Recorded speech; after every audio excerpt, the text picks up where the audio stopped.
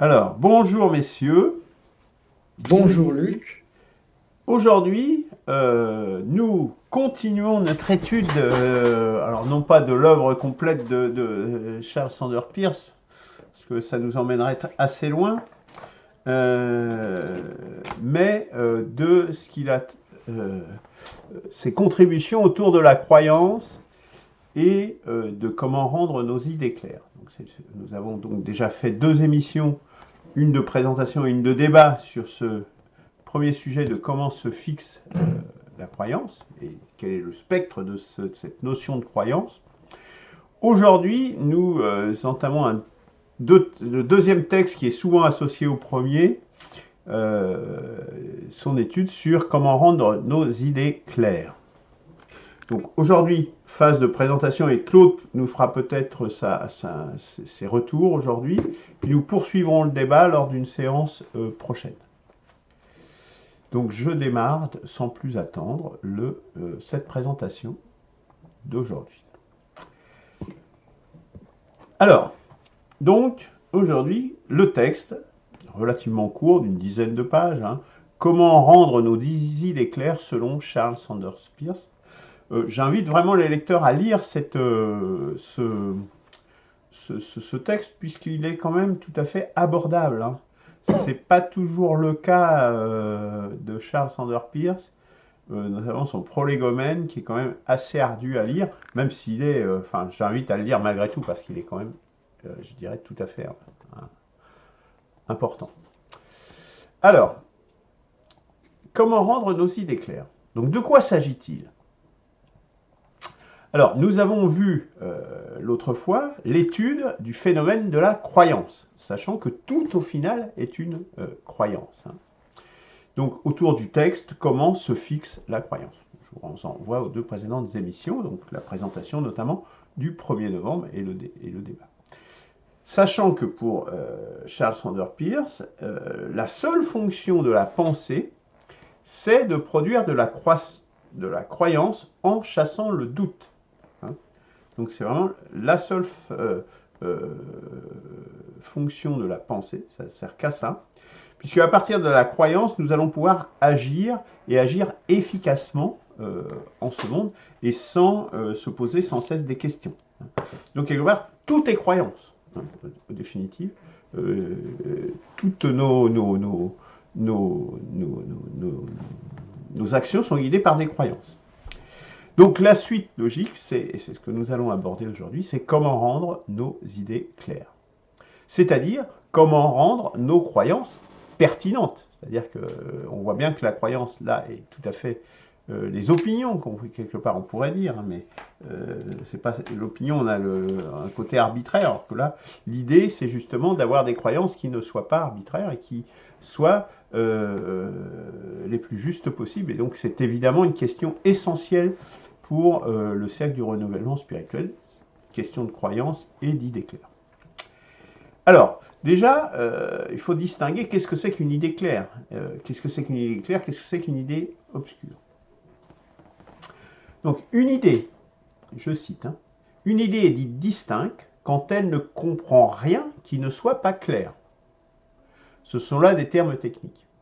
La compréhension d'une idée dépend pour les logiciens, et Charles Sanders Peirce était un mathématicien spécialisé dans la logique, justement, dépend pour les logiciens de ce que contient sa définition.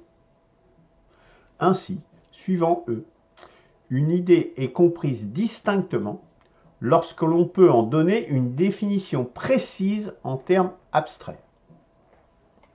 Là, on comprend bien que c'est la démarche du logicien, du mathématicien. Hein. Donc, l'idée claire, à faire attention, c'est donc différent d'une idée d'usage familier.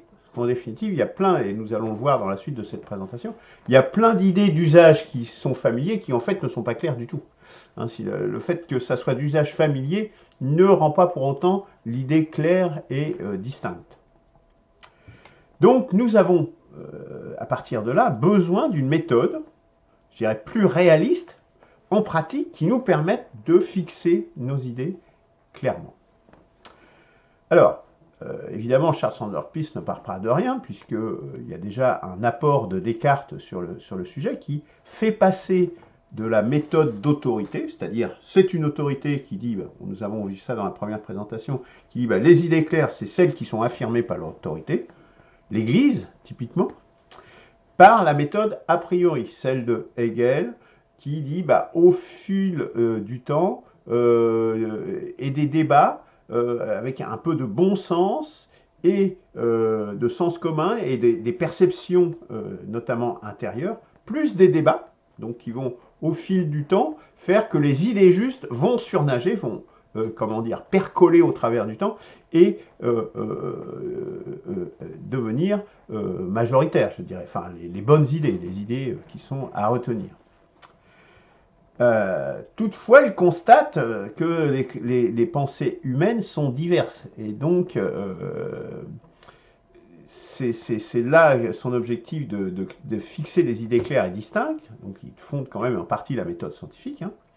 Donc, où il énonce la première partie de cet objectif, c'est de ne pas avoir d'idées de partie non claire dans ce qui est exprimé. Oui, Eberhard, tu veux dire quelque chose ? Non, j'ai fait que tousser, je vais enlever mon micro. D'accord. Alors, donc ça va être le débat, la contradiction dialectique entre les différents savants, on va dire, qui permet de chasser les parties non claires. Voilà, en définitive, l'idée de Descartes. L'apport de Descartes, donc avec un processus qui amène à un consensus. Leibniz, moi je ne sais pas comment on prononce exactement. Leibniz. On dit Leibniz. Moi, je dirais Leibniz. Bon, moi je dirais Leibniz, comme ça. Je prononce mieux comme ça. Apporte un certain nombre de compléments, et donc il dit par exemple, à son propos, Charles Sanders Peirce, observant que la méthode de Descartes offrait cet inconvénient qui peut nous sembler que nous saisissions clairement des idées en réalité fort confuses, il ne vit naturellement pas d'autre remède que d'exiger une définition abstraite de tout terme important. Donc, voilà, puisque effectivement il y a une limite.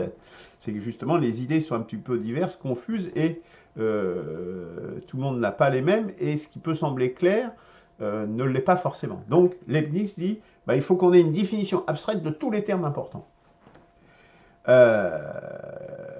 Alors, c'est pas complètement sans intérêt, bien entendu, nous allons y revenir, mais ce que dit Peirce, c'est que ce que Leibniz n'a pas compris, c'est que le mécanisme de l'intelligence ne peut pas transformer la connaissance, peut transformer la connaissance, mais pas la produire, à moins qu'il ne soit alimenté par des faits, par l'observation.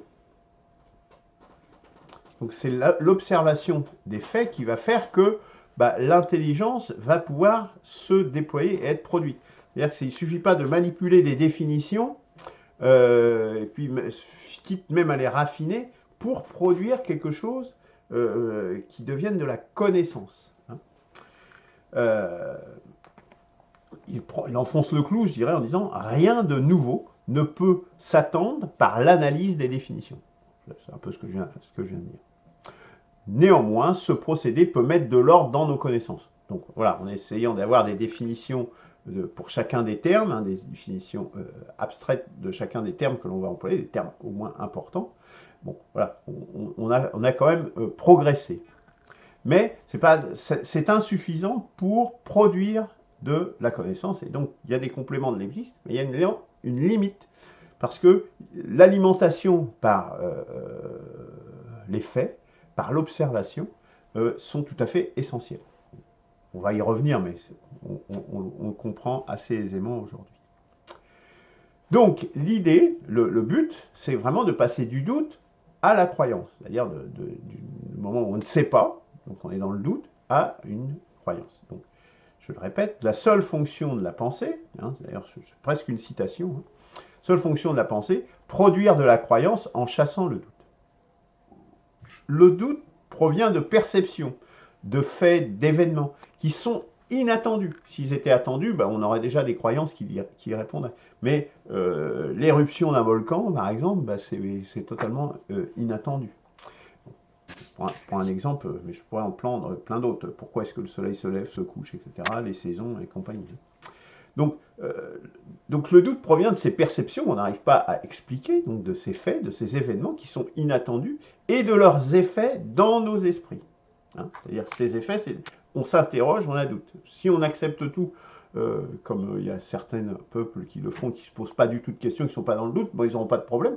Mais il y aura forcément à un moment donné des faits inattendus qui vont se produire, pour lesquels ils vont se retrouver obligés, quelque part, de se prononcer. L'éruption du volcan, c'est peut-être un exemple. Ah, pardon. Alors, et donc là, il développe toute une argumentation à l'appui de ces affirmations. Et donc là, je renvoie vraiment au texte à lire, et il prend l'exemple de l'écoute d'un morceau de musique, notamment. Donc on voit bien que là, on part vraiment de la perception, et puis de la perception immédiate, donc les notes, mais qui deviennent assez rapidement médiates, c'est-à-dire médiées par notre cerveau pour interpréter par exemple l'air. Or que ce qui se produit au niveau physique, c'est juste un enchaînement de notes de musique ou d'accords. Mais le fait d'avoir un air, c'est une construction mentale, déjà, mais qui fait partie de la perception. Donc c'est à la fois immédiat et médiat. Je vous renvoie au texte pour plus de détails. Comme je l'ai dit, ça se lit relativement assez bien. En définitive, le but de la croyance, c'est d'arriver à ce que l'esprit soit en repos. C'est-à-dire qu'il ne se pose plus de questions. Parce que s'il se pose des questions, il est dans le mécanisme de la pensée, justement, et qui est provoqué par le doute. Et on a atteint une certaine croyance. On sait que ça, c'est tel morceau de musique, etc. C'est de tel auteur que j'aime bien et compagnie. Donc voilà, je sais et ça me satisfait. Je peux l'apprécier pour ce qu'il est. Alors, il a également cité trois propriétés de la croyance. La première propriété de la croyance, c'est qu'elle concerne quelque chose dont nous avons connaissance, fatalement. Nous ne pouvons pas avoir une croyance sur quelque chose que dont on ignore l'existence même. Deuxième propriété, elle apaise l'irritation du doute, puisque on sait, donc on n'est plus dans le doute. Si on avait le moindre doute, ça voudrait dire qu'on ne saurait pas, et donc qu'on serait dans l'embarras. Et troisièmement, elle conduit à une règle de conduite, et notamment à des habitudes. Donc dans tous les domaines, et donc des règles de conduite, des actions. On est d'accord. Donc ce sont pour lui les trois propriétés de la croyance. En fait, la croyance, je le répète d'une autre façon, c'est la pensée au repos, c'est une forme de sérénité. De nouveau, ça fait écho à la définition sur laquelle nous sommes tombés d'accord, Eberhard et moi, sur ce que c'est que la spiritualité. Il cite également principalement un piège à éviter. Le piège, qui peut prendre deux formes, c'est qu'il peut arriver que l'on présente diversement quelque chose qui est la même chose, qui est une seule et même entité. Donc, il cite, premier travers, je dirais, de cela, c'est l'effet miroir qui nous fait prendre une seule réalité pour deux distinctes. Donc, il donne un exemple avec des physiques, avec un ensemble de points, qui sont deux ensembles de points dans son texte, qui sont en fait complètement équivalents, sauf qu'ils sont décalés, si vous voulez, ils sont en miroir. Mais en fait, en réalité, c'est la même réalité.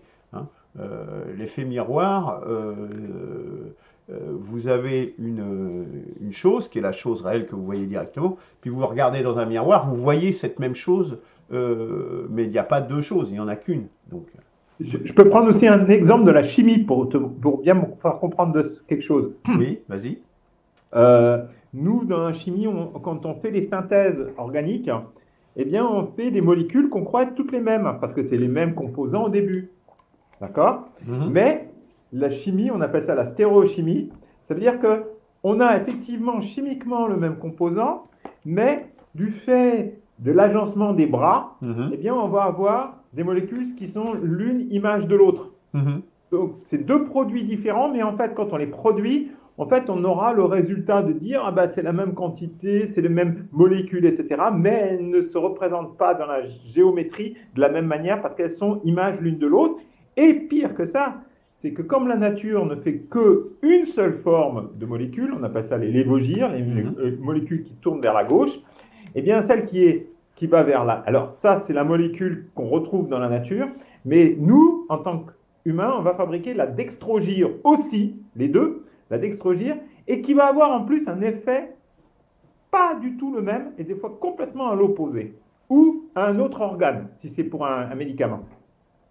Absolument, mais là je dirais que je dirais c'est presque un contre-exemple puisque en fait on a quelque chose. En fait, ce sont deux réalités différentes pour quelque chose qui semble être complètement la même chose d'un point de vue chimique, sauf que c'est l'orientation effectivement. Comme pour la lumière, hein, avec la polarisation, quelque part, on peut polariser dans un sens ou dans l'autre.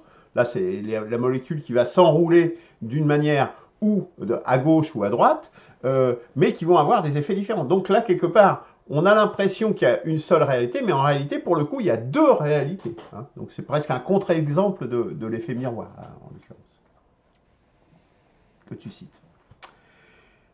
L'autre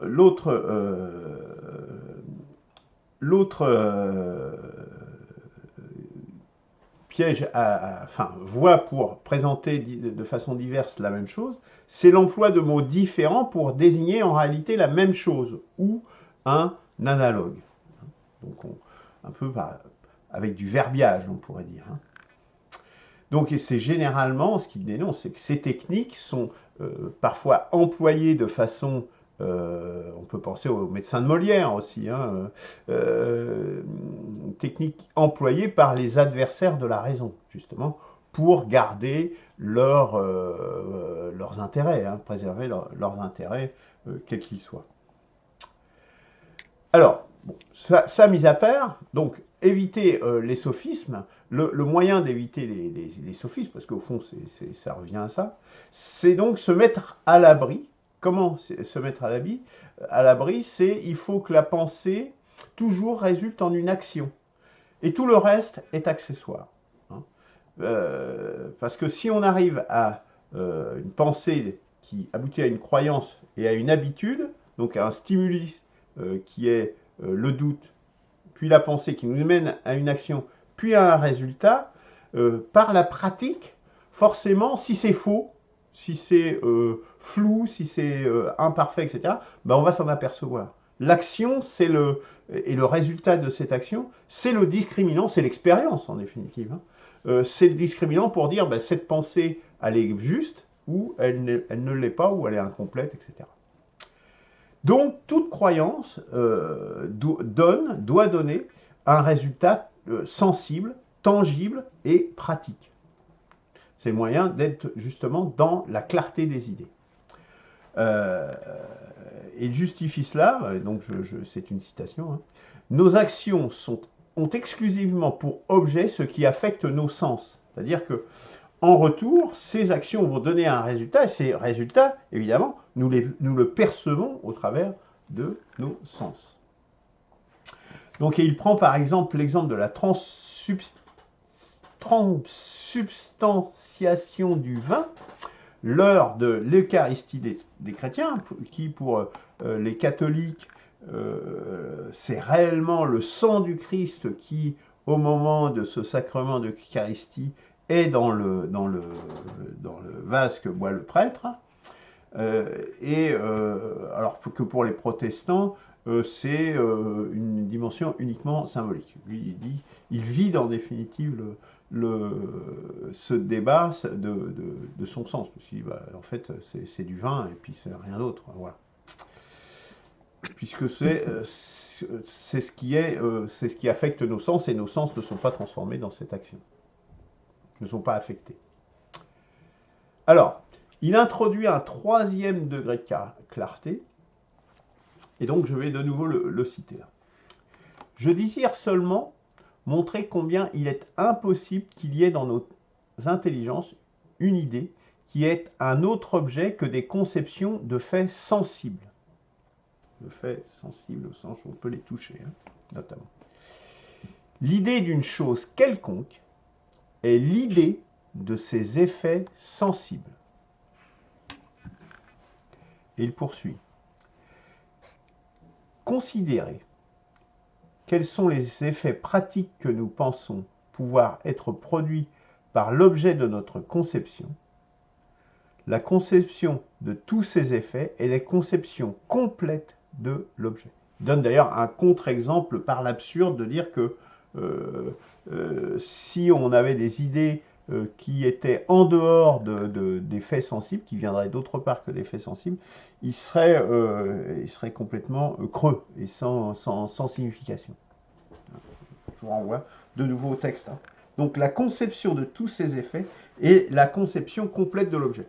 Et au fond, là, on retrouve la conception des marxistes et des matérialistes. Hein. C'est exactement la même qui s'oppose aux idéalistes. On trouve exactement la même conception. Or, j'ai l'impression qu'ils ne connaissaient pas les écrits de Marx, hein, Charles Sandor. D'ailleurs, les marxistes non plus, visiblement, ne connaissaient pas trop Charles Sandor. C'est assez symétrique. Pourtant, ils étaient de la même époque. Mais bon, de l'autre côté de l'Atlantique. Voilà. Donc, hein, l'idée d'une chose quelconque est l'idée de ses effets sensibles. Et rien d'autre. Donc, c'est la règle de compréhension qui nous gouverne pour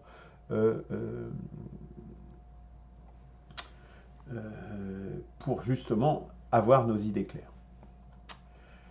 Alors, donc moi, ça me donne une réflexion. Hein. Sinon, donc à contrario, hein, l'habitude ne produirait pas le résultat pratique approprié. Et nous serions dans l'erreur. Hein. Si on avait des habitudes, donc des croyances et des actions qui en découlent, ne produisaient pas de bons effets pratiques, donc des effets appropriés, nous serions dans l'erreur. Et donc si nous étions dans l'erreur, ce serait forcément dommageable, voire fatal, hein, cette erreur. Il conviendrait alors de reproduire le processus de pensée, puisque le fait inattendu induirait un doute irritant. C'est aussi comme ça qu'on progresse fatalement dans la connaissance, puisqu'on croyait des choses, puis les effets pratiques sensibles qui nous affectent deviennent délétères, pas forcément délétères complètement, pas forcément complètement fatales, mais ça peut aller jusque-là. Donc du coup, on est obligé de corriger sa compréhension, donc on est dans le doute par rapport à ce qu'on croyait jusqu'ici, donc on est obligé de se remettre en question et donc de redéclencher le processus de pensée pour retrouver une croyance qui ait des effets et produise des actions qui ne soient pas délétères. Justement.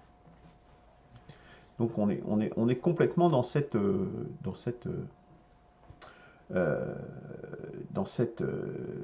perception des croyances. D'ailleurs, je complète, hein, c'est de nouveau moi qui parle, au moins d'un point de vue évolutif, nos pensées n'ont de raison d'être qu'en prolongement des perceptions issues de nos sens. Hein. C'est quelque part, c'est ce qui nous permet de nous adapter rapidement à des situations de vie. Donc nous avons, je dirais, deux processus d'adaptation, les processus génétiques, qui sont des processus évolutifs qui font que les gènes, est-ce qu'ils sont bien adaptés aux sensibilités, à la chaleur, est-ce que à l'humidité, etc., etc. Donc ce qui va faire qu'on va pouvoir vivre dans cet environnement. Donc là, c'est les gènes qui vont être obligés de se confronter à la réalité, d'évoluer. Eh bien, à plus court terme, ce sont au travers de nos perceptions, nos adaptations de nos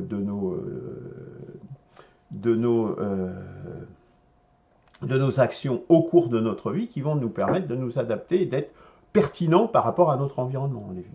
C'est ça. Je voudrais juste faire une toute petite interjection avant que ça passe ensuite à partie discussion. Ça peut, il faut, c'est trop souvent qu'on parle d'un fait inattendu, disons un peu ponctuel qui apparaît pour réagir dessus. Mais il peut y avoir aussi des faits qui sont d'une très grande progressivité et il faut seulement arriver à un moment à une sorte d'effet de seuil ou un effet de en fait, marche d'escalier pour que d'un seul coup, une chose qui ne se voyait pas, qui ne se sentait pas, qui devient observable à tout le monde et d'un seul coup, ça demande à une réaction. Ah bah, tu anticipes sur une partie de ma conclusion. Ah, désolé.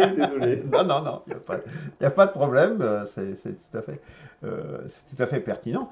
Et je dirais, ces croyances, cet ensemble de croyances, c'est aussi ce qu'on appelle la culture. Hein. La culture va permettre de fixer des croyances et de les transmettre au fil des générations pour pas que, justement, on reproduise tout le temps les mêmes erreurs et que nous soyons bien adaptés à notre environnement. On retrouve la culture par ce biais, en définitive. Donc, tout ça s'emboîte bien avec ce que disait notamment ce que j'avais présenté sur Bernard, je crois que c'est Bernard Lahire, hein. Enfin c'est Lahire, c'est son nom, c'est sûr. Bon, on est raccord, je dirais, complètement avec tout ça. Hein. Tout ça, je dirais, s'emboîte bien. Hein. Donc, quand ça s'emboîte bien, généralement, c'est que la conception est plutôt juste. Donc comme je disais, on est complètement dans le matérialisme. Hein. Donc la base du réalisme, donc c'est la base du matérialisme. On est complètement là-dedans. Alors, quelques réserves, je dirais. Hein. Tout cela est vrai à fait constant. C'est-à-dire que si on a des percepts nouveaux et inattendus par la pensée ou par le raisonnement, sur la même chose, qui nous parviennent notamment, là je prends l'exemple de l'invention du télescope ou du microscope. La conception qui autrefois était complète de l'objet devient obsolète et le doute revient. Donc ce qui est dit, énoncé là par Peirce est vrai, mais je pense qu'il en était conscient, hein, c'est pas vraiment une limite, mais enfin, c'est vrai à fait constant. De nouveaux percepts, fatalement, c'est même quasiment son processus, hein, c'est pour bien fixer les choses, c'est-à-dire que ça n'empêche pas l'évolution, bien au contraire. L'invention d'un nouvel instrument ou la découverte d'un continent ou des choses comme ça, ou d'une nouvelle espèce, va faire que nos conceptions qui étaient autrefois complètes de l'objet devient obsolète et le doute revient. Donc voilà, ce qu'on croyait complet ne l'était peut-être pas quelques temps plus tard, percuté par des faits, je veux dire. Alors, pourquoi? Non pas qu'on ait une essence mystérieuse de l'objet, hein, qui nous serait inaccessible, mais ce qui est vrai seulement pour l'univers, puisque l'essence de l'univers nous est inaccessible, mais déjà parce qu'il n'est pas observable dans sa totalité. Et je reviendrai. Hein. Mais le réel, et là j'insiste sur ce point, parce que pour moi c'est un point très important, c'est que les réels et la réalité, à mon sens, sont deux choses distinctes. Le réel de l'objet existe en tant que tel, indépendamment de tout observateur. Par exemple, le fait que, je sais pas, que Pluton existe, par exemple, avant la découverte du télescope, on n'en avait aucune idée. Mais Pluton existait déjà dans le réel. Pluton existait indépendamment de tout observateur. Alors que la réalité est l'ensemble des perceptions de l'objet par l'observateur. Et donc, c'est à partir du moment où on a eu des télescopes et qu'on a pu voir Pluton, qu'on s'est aperçu que Pluton existait et donc rentrait dans notre réalité. Mais c'est pour ça que je dis, et cette invention du télescope, du microscope, etc., permet de distinguer le réel de la réalité. Et ça, pour moi, c'est une distinction très importante à opérer. Parce que l'observateur ne peut pas avoir une conception allant au-delà de ce qu'il perçoit. Sinon, c'est vraiment de la pure spéculation. Hein, d'accord, là, on rentre dans... on peut inventer ce qu'on veut, quoi. mais il doit demeurer conscient de la limite constituée par ses observations présentes. Hein, je pense que ça, c'est extrêmement important. Et nous allons le voir dans un exemple, d'ailleurs, sur Charles Sanders Peirce. Donc, Peirce, en fait, malgré tout, se différencie des idéalistes, que sont notamment les autres pragmatismes, avec James, etc. Donc, il est vraiment un matérialiste, et donc, ces idéalistes qui sont dénoncés par Lukács, justement, Lukács, là je vais présenter... on dit Lukács. Lukács, voilà, notamment Nietzsche, dans son triptyque, la destruction de la raison. Hein, on est complètement là-dedans, hein, puisque son ouvrage, c'est la destruction de la raison, hein, donc en 3 volumes, hein, donc, où on a tout un tas de penseurs, justement, idéalistes, qui œuvrent dans cette direction de ce que Lukács appelle la destruction de la raison. Donc, on voit bien que Peirce n'est pas de cette veine-là, je dirais. Alors, mais prenons l'exemple, pour les critiques que je viens d'opérer, prenons l'exemple de la pesanteur, par exemple. Que nous dit-il, Peirce? À son époque, puisqu'il ignorait un certain nombre de travaux, donc il prend dans son texte l'exemple de la force de pesanteur, attraction, et conclut que tout ce qu'il y a à savoir dessus résulte des propriétés connues et qu'il n'y a rien d'autre à en connaître. Donc là, c'est très important. Là, on voit bien qu'il n'y a rien d'autre à en connaître, c'est-à-dire on sait tout, et c'est terminé, puisqu'on a réussi à comprendre comment ça fonctionnait, la pesanteur, donc les lois de Newton en particulier. Et ses limites, justement. Il n'y a rien d'autre à en connaître. Ben non, justement, les notions d'espace-temps déformées introduites par Einstein, ou le boson de Higgs, qui a été mis en évidence en 2010 ou 2012 dans des accélérateurs de particules, illustre que tout ce que l'on savait, que tout ce qu'il y avait à savoir sur cette notion de force de pesanteur était loin de l'être. Donc, si on n'a pas cette distinction entre le réel et la réalité, ce que ne fait pas Peirce en définitive, il ne distingue pas le réel de la réalité, puisque la totalité des perceptions est le réel. Du coup, on s'interdit de découvrir quelque part. Alors, on pourrait te dire que c'est par des faits nouveaux. Oui, ce sont des faits nouveaux qui ont fait que Einstein ou que Higgs ont proposé leur modèle qui est vérifié par l'expérience. Hein. Donc, on voit bien qu'il y a quand même une tension, il y a un minima une tension entre ce que dit Peirce et... parce que quand il dit il n'y a rien d'autre à en connaître, voilà, je dirais il n'y a rien d'autre à en connaître à l'instant T, en l'état actuel de nos perceptions. Hein. Je pense qu'il faudrait toujours qu'il ajoute ça, hein, pour être le conclu. Je dirais que là où il a raison, c'est lorsqu'il affirme la vérité et qu'il circule la notion vague qu'une question peut renfermer quelque chose que l'esprit ne peut pas concevoir. Là, par contre, je pense qu'il a tout à fait raison. C'est-à-dire, il n'y a pas de raison que l'esprit ne puisse pas concevoir. Il n'y a rien de suffisamment complexe dans ce que l'on, ou de vague dans ce que l'on a autour de nous, qui soit accessible à nos sens, que nous ne puissions pas comprendre, en définitive. On peut le concevoir, mais seulement, effectivement, dans la limite de nos perceptions courantes, ce qui, bien entendu, n'a rien à voir avec une vague inconceptualité. Il n'y a rien qu'on ne puisse pas conceptualiser a priori. Donc, j'insiste sur cette notion de réel et de réalité. Pour lui, ce sont des synonymes. Hein. Donc, je cite de nouveau, la notion de réalité, à propos de la notion de réalité. Si par une idée claire, on entendait une idée familière, aucune ne serait plus claire que celle-là. La notion de réalité en elle-même.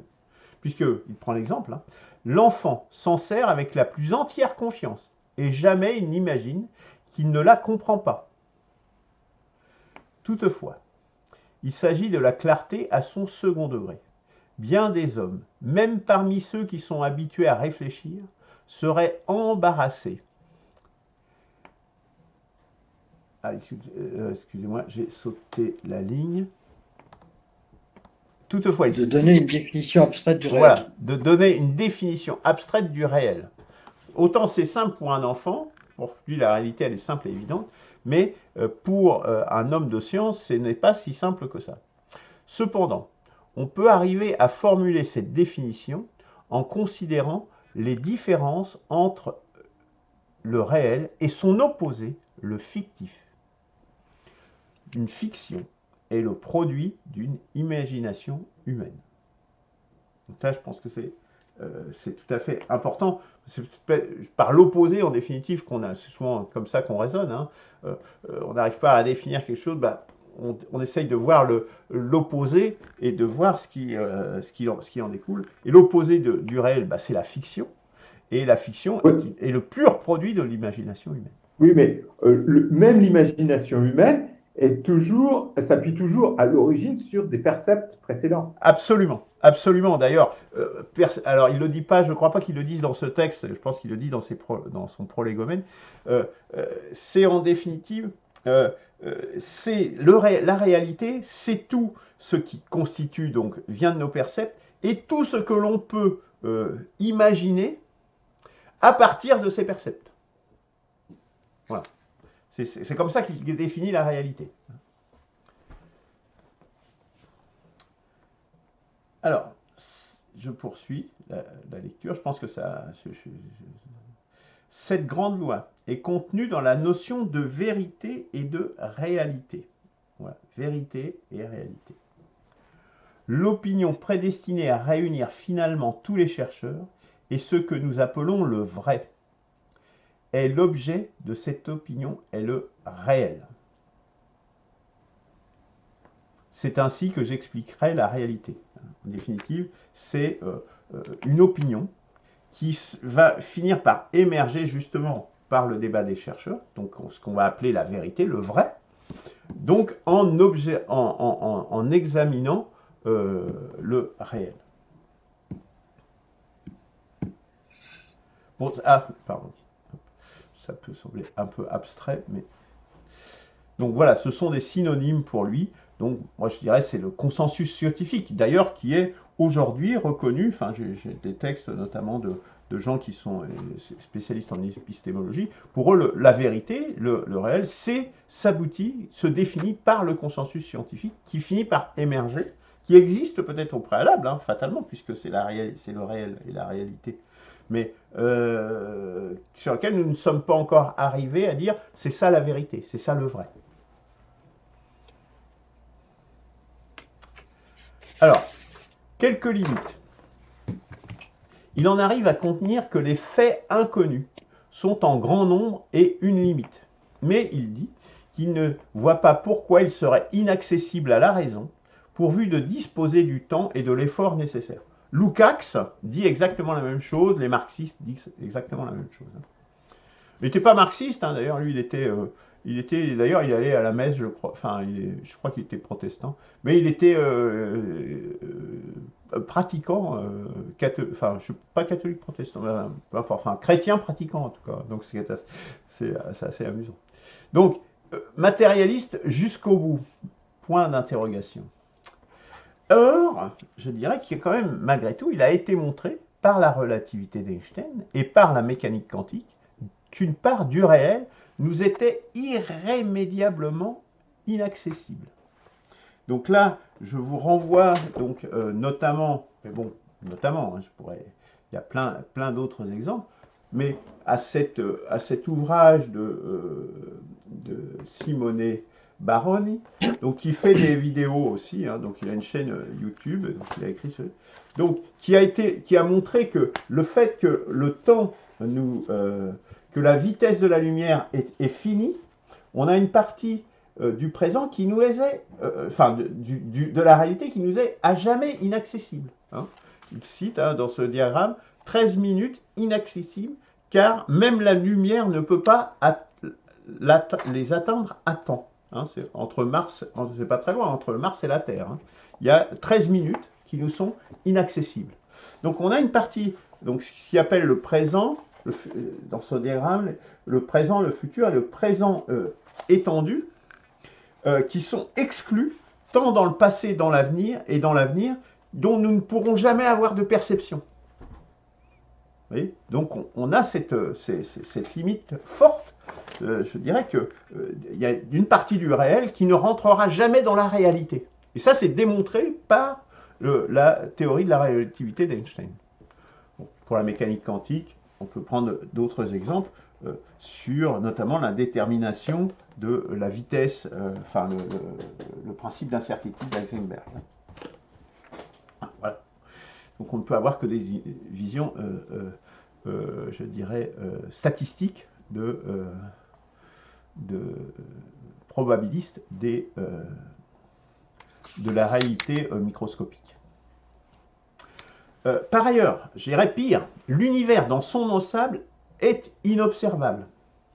Parce que donc ça rend des faits, donc des percepts, irrémédiablement inaccessibles. Toujours pour la même raison, nous sommes dans une bulle de l'univers qui s'appelle l'univers observable, mais au-delà de cette frontière, on ne sait pas jusqu'où va l'univers, en définitive. On ne sait pas sa taille, entre guillemets.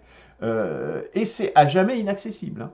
Donc, je crois que cette bulle autour de la Terre, ça doit être quelque chose comme 40 années-lumière, 40 milliards d'années, quelque chose comme ça, je crois. Bon, là, je dis peut-être une bêtise, mais voilà, on est dans cette bulle-là, et ce qu'il y a au-delà, à jamais nous est inaccessible. Donc, il y a une partie de l'univers qui nous est inaccessible, donc inconnu. Pire encore, l'univers en tant que tel, par la théorie du Big Bang, qui est la meilleure théorie que nous connaissons de l'univers pour aujourd'hui, bute ce qu'on appelle le temps de Planck. Donc sa genèse, quelque part, nous est également inaccessible, et là, pour le coup, à jamais, hein, puisque même le temps n'existait pas et a pris des naissances à ce temps de Planck. Qu'est-ce qu'il y a en amont, d'où tout cela provient, nous est inaccessible à jamais.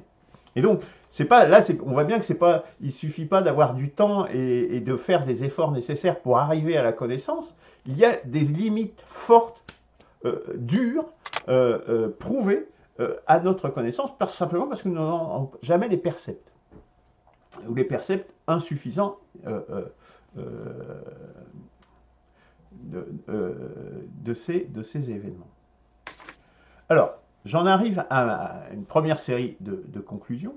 Je dirais que pour moi, la distinction entre réel et réalité est désormais démontrée, ce qui, pour, je dirais, Peirce, n'était pas le cas. Je pense qu'il ignorait les travaux d'Einstein. Enfin, c'était à la même époque, je crois. Il est mort au début des années, au début du XXe siècle. La théorie d'Einstein, c'était encore que la relativité restreinte en plus. Il n'en avait sans doute pas connaissance. Toutefois, cela ne change rien en pratique. Dans la pratique, cela ne change rien. Parce que seule la réalité nous affecte. Le fait qu'il y ait dans l'univers des choses qui nous soient inaccessibles, de toute façon, ça ne peut pas nous affecter puisque ça n'atteint pas nos percepts, ça n'atteint pas notre réalité. Donc, en pratique, cela ne change rien. Qu'il y ait cette distinction entre le réel et la réalité. Mais ça veut dire aussi quand même qu'il n'y a pas d'arrière-monde, de monde parallèle qui se jouerait en parallèle. Il n'y a que la réalité. Mais malgré tout, ça laisse, malgré cela, même si on écarte cette notion d'arrière-monde, donc un monde derrière le monde, etc., qui sera en parallèle, un monde fantôme, si on considère qu'il n'y a que la réalité, il reste des zones d'ombre qui sont irréductibles. J'en ai cité 3. Donc, on est dans un espace qui est le non rationalisable. Ce qu'on appelle, moi, ce que j'appelle le Tao. Hein, en définitive, il y a une partie qui n'est pas rationalisable, qui n'est pas accessible à la logique, mais qui ne peut être approchée par ce que j'appellerais, par cette expression un peu paradoxale, la raison non rationnelle. Hein, donc, effectivement, ça peut paraître une expression un peu paradoxale. C'est-à-dire que nous avons fatalement, face à cet inaccessible, nous avons un doute, fatalement, puisqu'on sait qu'il existe en plus.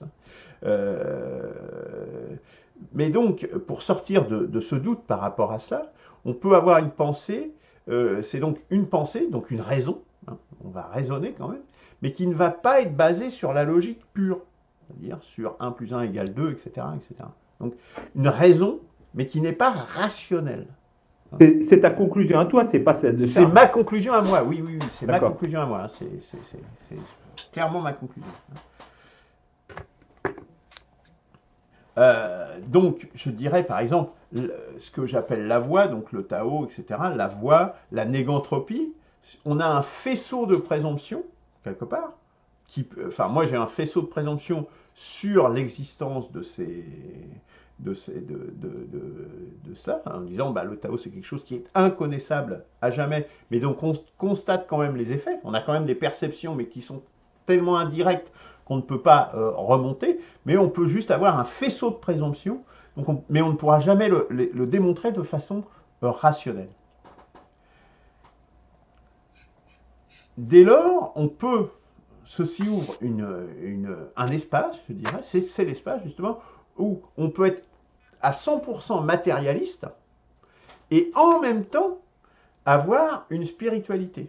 C'est-à-dire ça ouvre un espace justement pour une compatibilité en étant totalement dans le réalisme, dans la réalité, 100% matérialiste, mais en même temps de dire il y a une part qui est inaccessible à la raison et donc qui ne peut être approchée que de façon spirituelle, pas que par des croyances, je dirais, qui ne sont pas fondées, ou au moins des présomptions qui ne sont pas fondées sur des preuves irréfutables.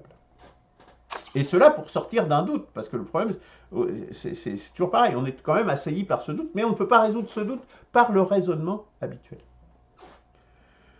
Je terminerai, et là ça va faire écho à ce que tu disais tout à l'heure, Eberhard, à un angle mort, malgré tout, dans le raisonnement de Peirce, sur la notion de dialectique. La notion de dialectique au sens marxiste du terme. La dialectique au sens de processus de recherche, celle, je dirais, usuelle de Hegel, je dirais, il n'y a pas de Platon, en fait. Et même de Platon, tout cela, c'est complètement compatible et en accord. Mais ce qu'apporte la dialectique matérialiste marxiste, c'est une dynamique du raisonnement qui en définitive se déroule dans le temps, mais justement pas forcément de manière toujours linéaire, et avec des phénomènes d'avalanche. Hein, ça fait écho à ce que tu disais tout à l'heure.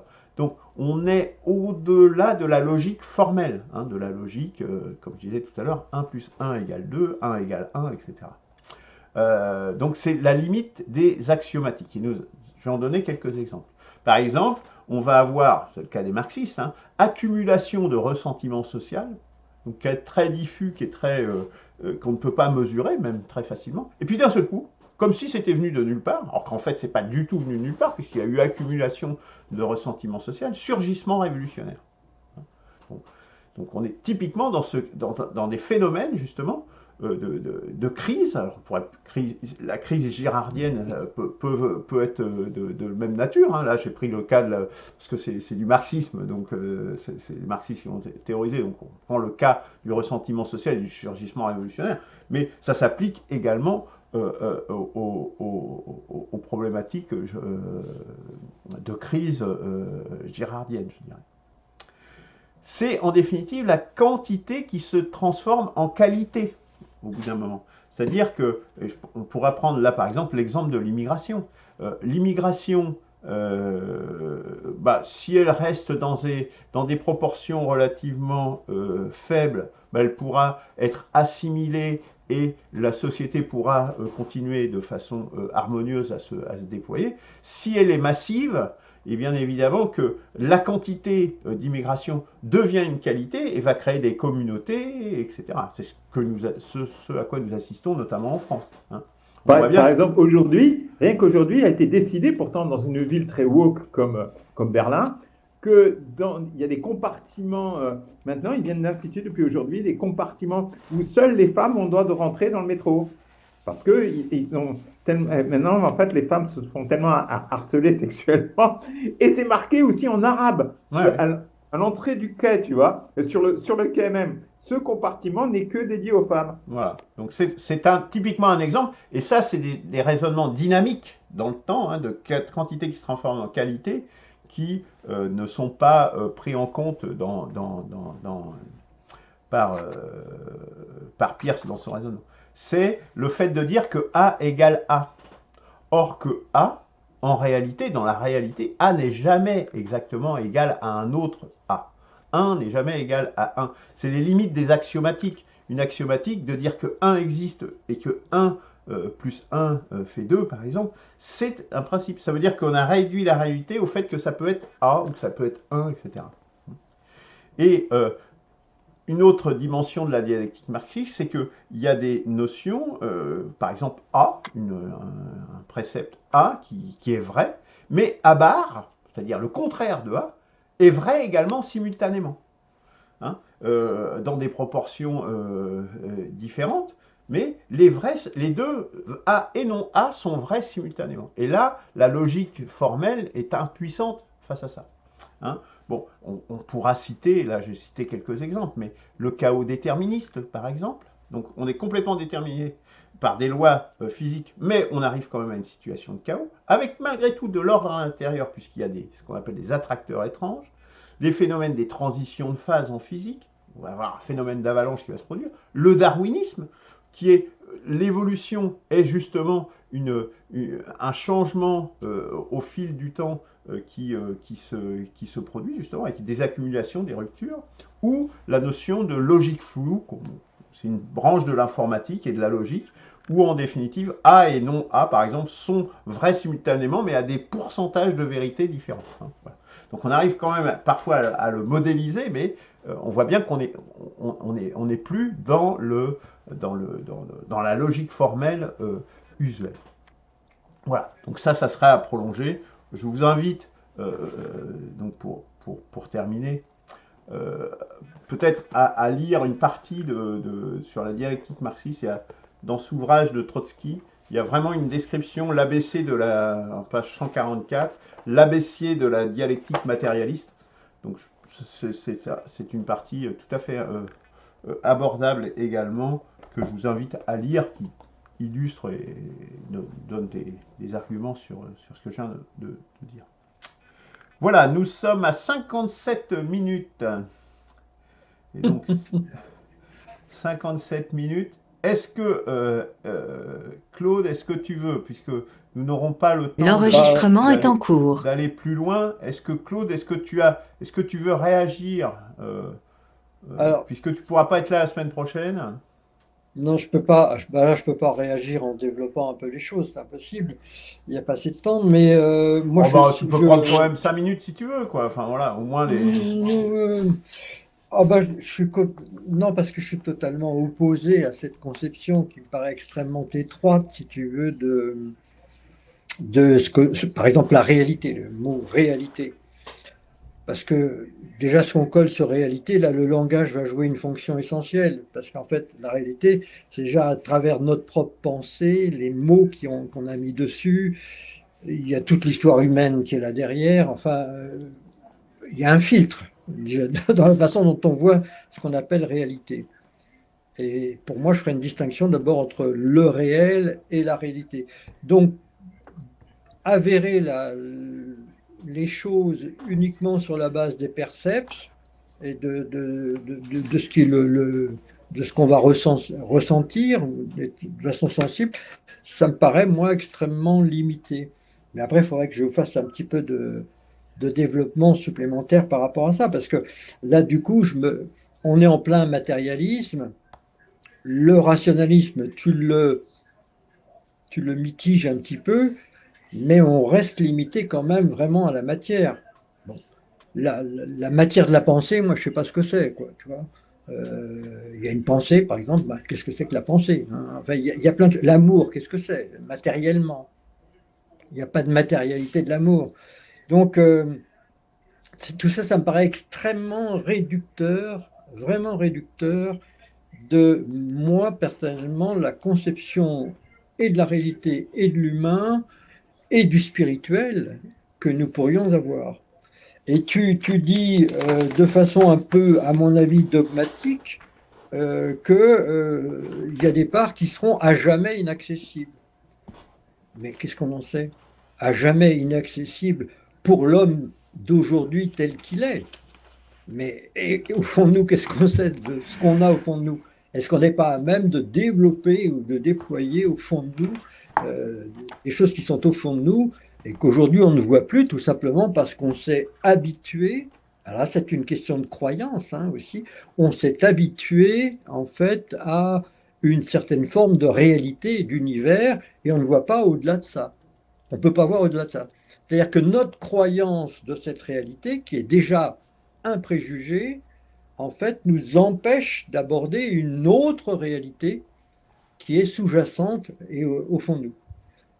Et ça, c'est bien pour ça que le divin, Dieu, par les prophètes, vient constamment bousculer cette réalité en disant, mais hey, les gars, il y a autre chose que cette réalité, hein. Il y a autre chose que là où vous êtes enfermés, parce que vous vous êtes enfermés vous-même, vous l'avez créé, cette bulle. Vous l'imaginez, en fait, vous êtes dans une sorte de monde imaginaire que vous prenez pour la réalité. Mais la véritable réalité, elle n'est pas là. Attention, il faut que je mette la batterie sur mon ordinateur, elle était débranchée. Le réel, véritablement, c'est tout autre chose. Alors, il y aurait plein d'exemples à donner, y compris dans le domaine matérialiste, pour dire que non, il y a plein d'endroits où la raison raisonnante telle qu'on l'imagine et la notion purement matérialiste n'est pas suffisante. Un prophète comme Jésus amène l'amour. L'amour dans le monde romain de l'époque, la notion d'amour, elle était un petit peu dans le monde juif, parce que déjà dans le Lévitique, on avait dit, enfin depuis Moïse, tu aimeras ton prochain comme toi-même, mais encore, ils ne savaient pas trop ce que ça voulait dire, aimer. Mais cette notion d'amour, de compassion, n'était pas du tout présente dans le monde gréco-romain. Pas du tout. Et donc, il y a bien quelque chose qui arrive et qui change vraiment la civilisation aussi à travers ça. Donc, non, vraiment, je trouve ça extrêmement limité, mais il faudrait, pour que je développe davantage, en réfléchissant davantage à tout un tas d'autres choses,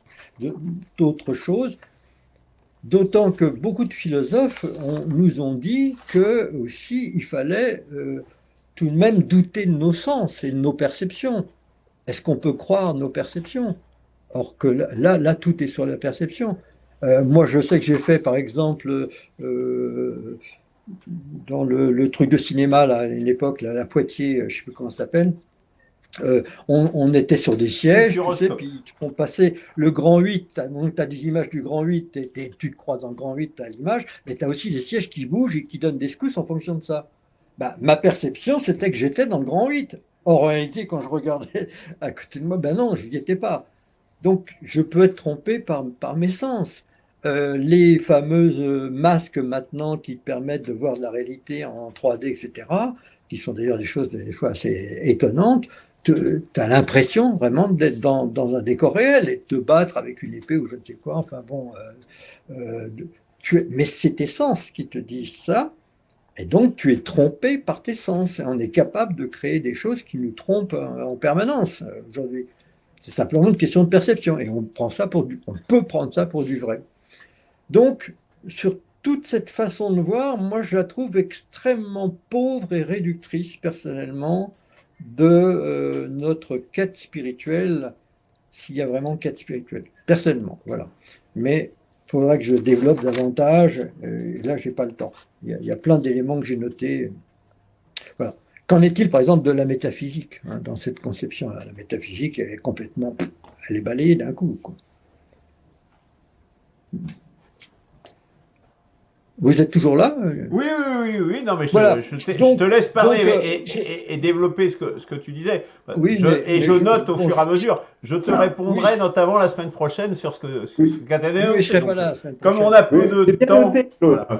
J'ai bien noté aussi ton prochaine. Soit on décale d'une semaine et puis on se retrouve. Et puis... Parce que moi, je pourrais faire un développement aussi un peu plus important sur cette dimension-là. Ouais. Peut-être tu y reviendras quand tu aborderas le langage. Alors oui, le langage, de toute façon, on va certainement aussi aborder quelque chose de ça, oui. Oui, bien sûr. Oui. Ok. Voilà. Bon, J'ai bah, bien du coup, noté, Claude, aussi tes points.